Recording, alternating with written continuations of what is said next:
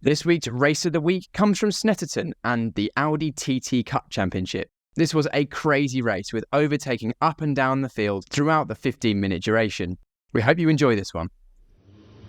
But Rob Boston and Rob Boston Racing will start on pole and will be defending very, very harshly into Richie's, I'm sure, and Carl Swift will be the driver.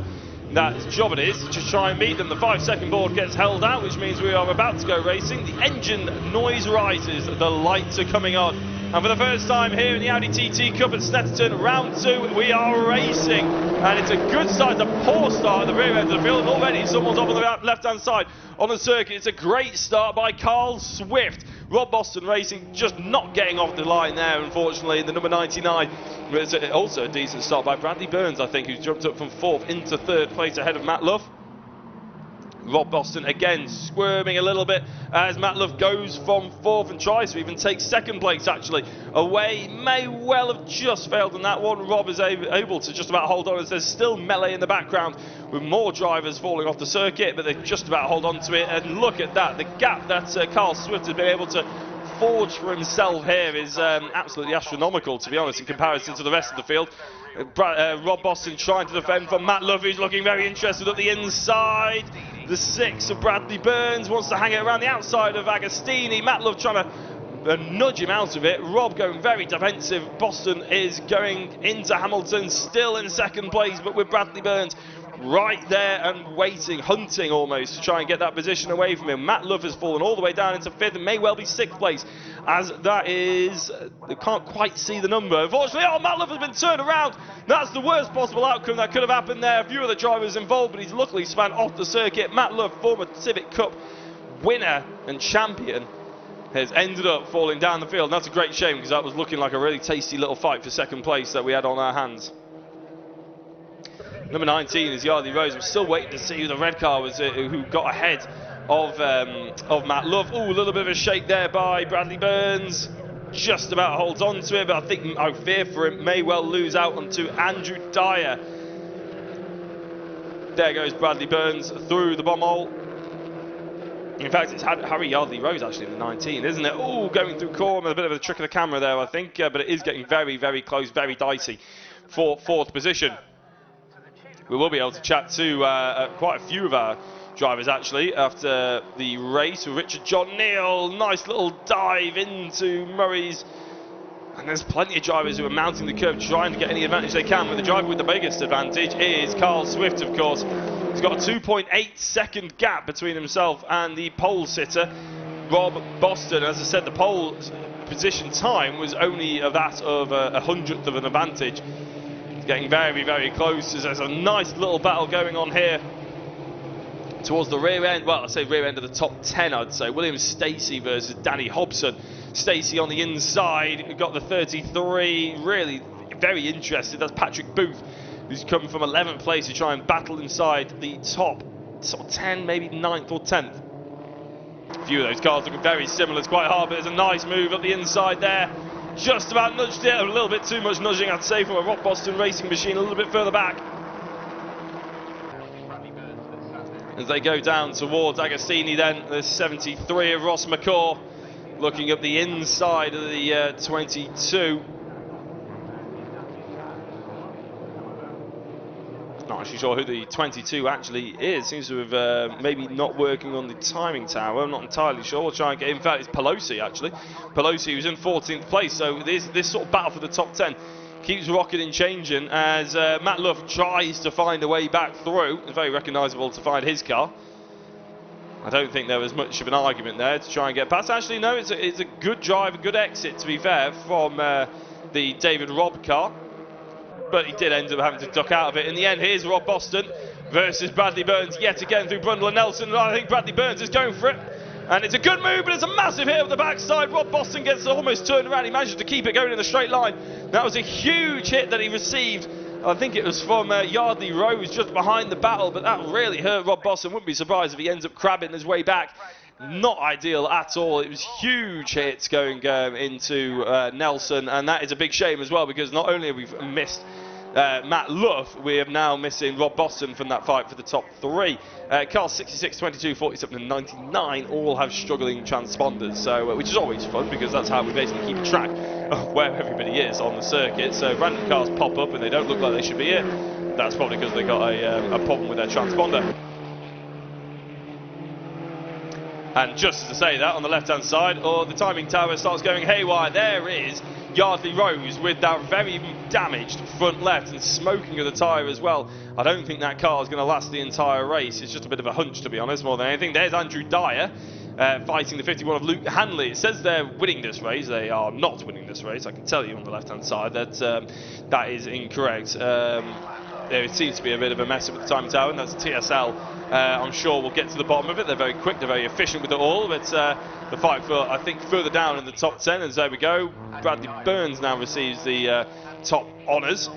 It's Carl Swift who is currently leading this race, though, is again Yardley Rose just drops behind the 25 of Danny Hobson, and I think Yardley Rose is going to be bleeding positions now, given the fact that there's so much damage on that car. I wouldn't be surprised if he gets a black and orange flag if it does start to smoke, or create a bit more of a problem for him later down the line. Little lunge there into the infield. Who is that? He can't quite see from those angles. It's the 33. It's the 48, sorry, going through on 33. That's Stacey on Booth. Stacey in the 48 going through on Booth in the 33. So they've clearly changed a few times over the course of this lap because they keep changing on the timing tower as well. Now the fight for second place is still Bradley Burns. I can tell you that for sure the race leader is Carl Swift. Luke Hanley versus Adam Blair is the fight for third, and Rob Boston, after having that incident and having that massive amount of contact, is still being registered as fifth place. I'm not entirely sure if that's true. Oh, nice and wide there. Go grass cutting a little bit is Daniel Budd. Lovely looking car. Not 100%. It's called a real Mini on the side of that car. I'm pretty sure that's an Audi TT, but you know what? It could be fakeness. Acting more like a lawnmower, to be honest, on the outside there, Blue Bubble.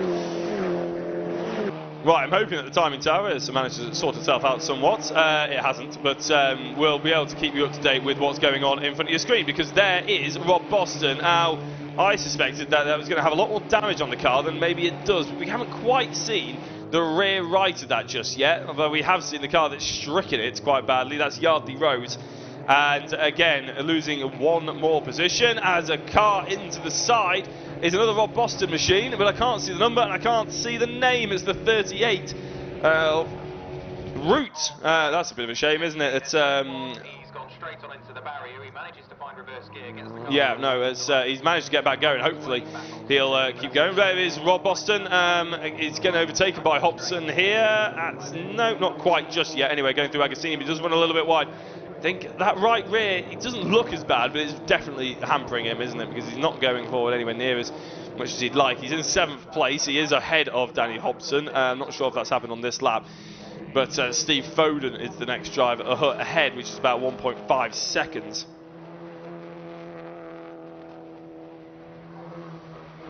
In terms of the championship order, as Yardley Rose is about to be picked off around the outside by Jason Pelosi, and actually Pelosi's been hung out to dry slightly. I think here comes William Stacey in the 48.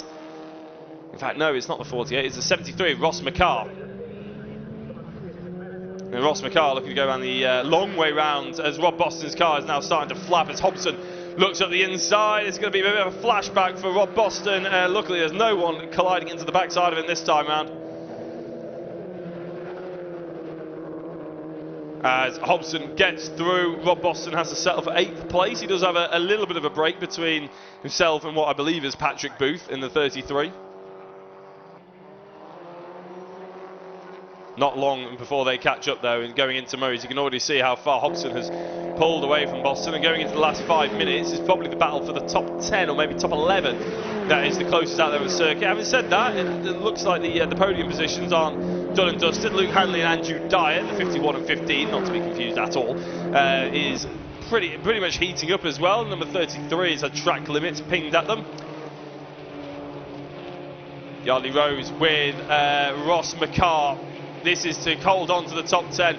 Yardley Rose has basically made a cork stop out of himself, and he's going to be overtaken around the outside. No, he just about holds on to it, but some drivers are absolutely desperate, and I think that was yeah, the 73 of Ross McCarr. They got hung out. He let 3 drivers through just from being on the wrong side of the track going into the hairpin. So Edgecombe's gone through, Sam Meager and Jason Pelosi, as far as I can see. Yardley Rose, to be fair, I was expecting him to go a lot further back. That's Matt Luff in the background, looking left, looking right, trying to take advantage. It's a big dive to overtake the number 5 of Meager, and it was a bit of a Meager defence as well, to be fair, in the end. And Matt Luff goes through on quite an incredible recovery drive. He's only got 5 minutes left, but he's doing a pretty good job to try and get inside the top 5. He seems to be the driver with the most amount of impetus to move forward as Ryan Edgecombe goes around the outside of Yardley Rose. That's going to be a long old route, because there's not only a right-hander there, they go onto the back straight through the right-hander. Can he get the cut back and try and get his nose at the inside? He's done a pretty decent job of suggesting he wants to go, but then obviously if he stays on the right-hand side of the circuit there, he will be on the outside going into Brundle and Nelson. So Carl Swift, with the fastest lap of the race, still leads the way, but this is the fight that Yardley Rose has really encouraged, shall we say. There goes Edgecombe through, so does Ross McCarr. Edgecombe's overcooked it though, and absolutely messed it up, unfortunately. Gone over Brundle and Nelson, and has gone straight over, and well, gifted everybody else behind him a position to go forward. So a bit of an outbraking manoeuvre going in around the outside. It's very difficult there, to be fair. It is a pretty special move, even if you are trying to overtake someone who's got that damage under the car. Going into Murray's End with 4 minutes to go, this could potentially be going on to their penultimate lap, given the fact that they are, 2 minute 10 laps. So this will be going on to the penultimate lap. Carl Swift has already started it. 3.3 seconds the gap. Could have been a lot closer once upon a time if a few of the drivers had not had such bad luck. Here goes Matt Love, one of those drivers with the bad luck, overtaking someone who maybe produced the bad luck with someone else. Yardley Rose has to sort of give away that place. I know he's trying really hard to defend, and to be fair, he's doing a great job at trying to restrict the amount of damage that we would have in terms of points for this race. But it is look like his car has seen better days, that's for sure. The fight for third, though, Luke Hanley, Andrew Dyer, Adam Blair, is something that we haven't actually spotted that much of. Is almost becoming a 4-way battle with Steve Foden, the number 77 involved as well, I think, is that car. Again, something that we haven't really seen that much of. Steve Foden, I'm pretty sure he was an MX-5 driver.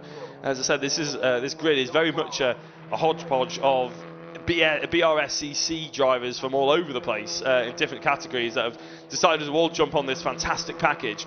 And the Audi TT is the car that they want to jump on with. The Demon Tweeks Audi TT Cup Championship is looking to go from strength to strength. There is Carl Swift, and the noticeable gap that he's got to Bradley Burns. 15 minutes of qualifying, 15 minutes of races, of course, and I believe they get 3 races in a weekend. They're not going for the split grids just yet, but they're on the edge of it. If they even have 1 or 2 more entries, they will have to go to split grids, because 30 is the maximum, I believe, that they can go to on most British circuits.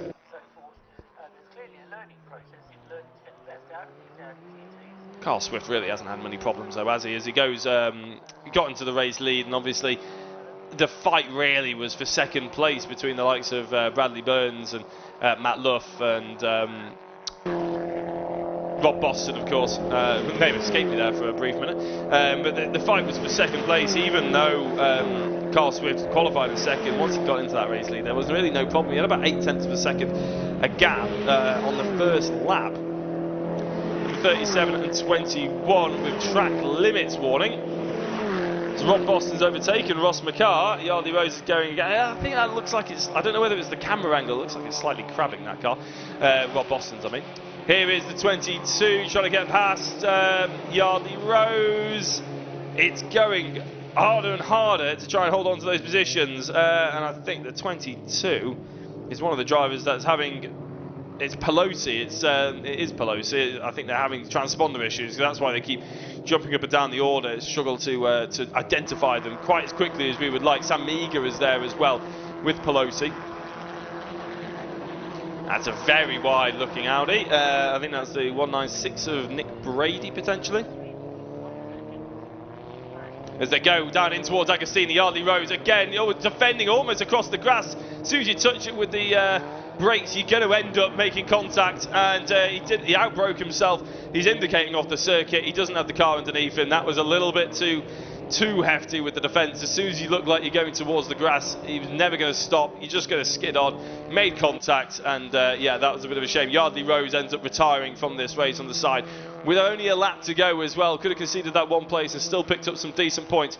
Overtake going on to the Bentley straight here, which is a lovely little move up the inside.